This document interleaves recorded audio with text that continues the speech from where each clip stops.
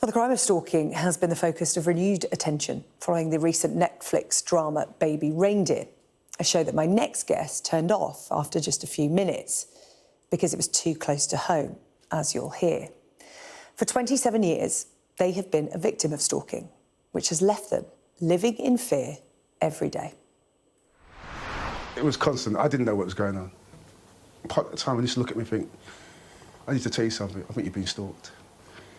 And I couldn't believe it at first. I thought, are you serious? I said, yeah, I think you need to go and tell someone. So I went to the police.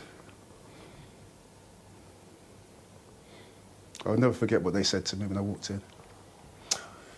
I went there, told them, I've got this woman who's buzzing my house, constantly sitting in the pub, looking at me, wanting to get my attention.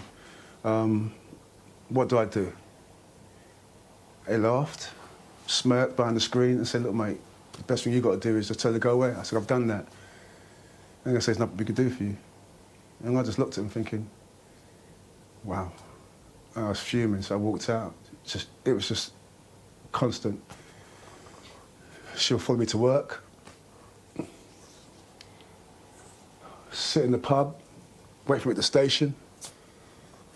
I look around, if I'm walking, I'll just turn around, I see her 20 metres behind me. You've described how the police treated you when you first reported her. What did other people say to you? Because when we talk about stalking not being taken seriously, when you talk about stalking, people think of men stalking women, but it happens to men as well. Yeah. And when we hear about women being dismissed when they talk about having stalkers or being harassed, it's worse for men. That's the treatment you got from police. What were the attitudes of those around you? Friends, family, colleagues? I felt ashamed. I felt embarrassed. And why was that? Because I'm trying to open up to people who are close to me and no one's taking me seriously. You know, first example, the police.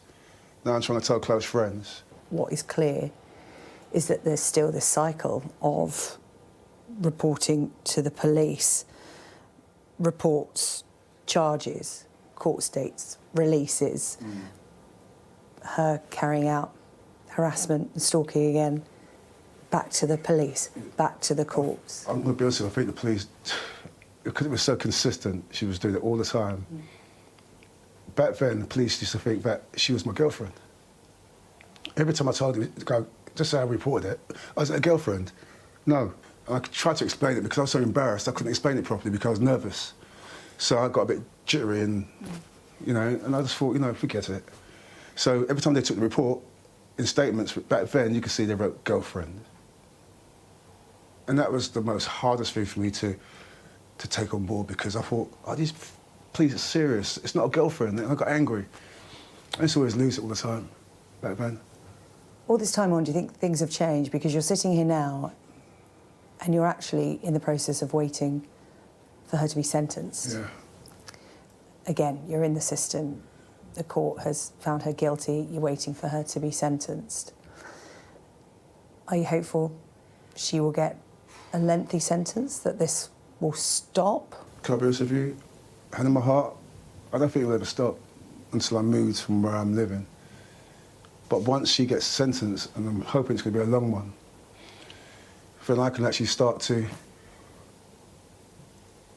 make some changes. Well, because legislation to tackle stalking passed in '97, strengthened in 2012, upgraded again in 2019. But only 5% of stalking reports to the police result in a charge being pursued, while successful convictions are obtained in just 1.7% of cases. So we're at a point where we're talking about taking stalking seriously, but it doesn't seem to be happening.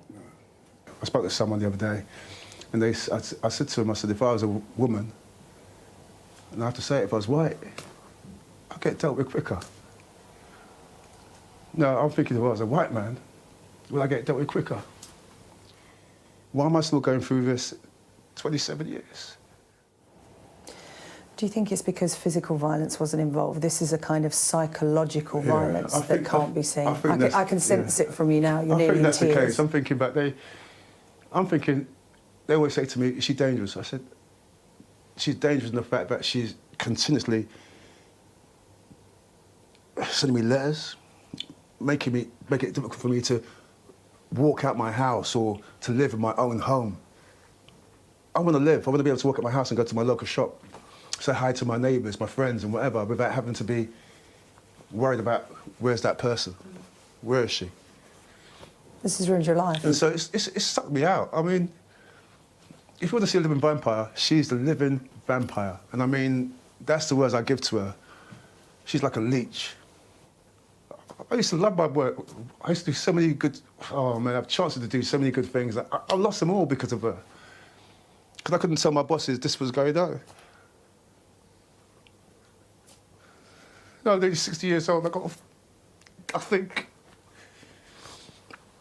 oh, it's frustrating. And being here is hard to talk about because if this doesn't work, what's going to work? What must I do? Cry like a baby just to make people hear my voice, or to understand how it's making me feel? It's not nice. I really hope you get the justice that you're looking for with the woman who's done this to you. Her sentencing is later this summer. Just a final word. So many people are aware of this now because of a certain TV series, Baby Reindeer. A lot of people will be watching this interview tonight going, you are a real-life embodiment of what they saw on the TV show, again, based on real experiences. People are talking about this now. How do we get people talking about stalking, the stalking of men, from part of the national conversation to changing laws, changing the system, getting you the help you need, getting you to be taken seriously? Because I'm sitting here with you tonight, you're in tears. I can sense the tension, the frustration, the disappointment from you. What is it you want to change? If this is the moment, if people are actually talking about male stalking, what do you want to be done from this point on? To be honest with you, because I'm not... Yeah, I'm the man, I'm experiencing this.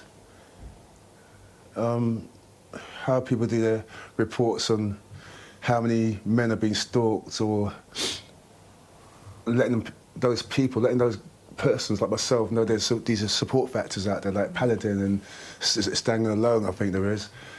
But there's not enough of those, there's not enough what you call support or information out there to help, I think, anyone being stalked, especially for men anyway. Well, listen, I know it's been difficult today, and it's good to get angry, because that's what keeps you going. Thank you so much. And by speaking out, you are speaking on behalf of all those men out there who haven't yet found their voice to talk about what they're going through. So thank you for sharing your story with us. Thank you.